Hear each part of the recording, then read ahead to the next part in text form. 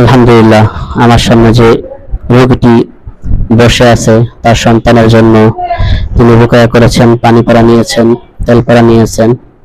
তো আমরা একটু ওই রোগীর অভিভাবকের কাছ থেকে জানতে চাইব যে এখানে চিকিৎসার পরে তার সন্তানের এখন কি পরিবর্তন।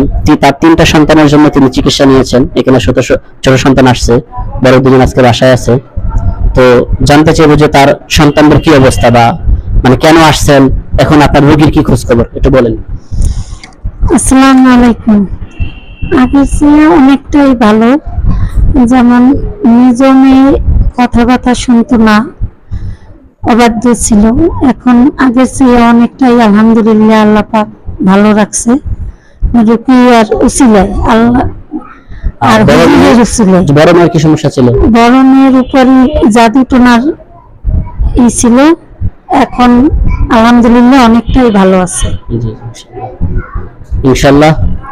আপনাদেরকে সঠিক তথ্য দেওয়ার জন্য আপনাদেরকে ধন্যবাদ, জাযাকাল্লাহ জানাই। ইনশাআল্লাহ আমাদের এখানে সম্পূর্ণ কোরআন এবং হাদিস অনুযায়ী রুকাইয়া চিকিৎসা করা হয়। আল্লাহ তাআলা ইনশাআল্লাহ কোরআনের বরকতে ইনশাআল্লাহ সকল রোগী আলহামদুলিল্লাহ সুস্থ হয়ে ফিরতেছেন। ধন্যবাদ সবাইকে।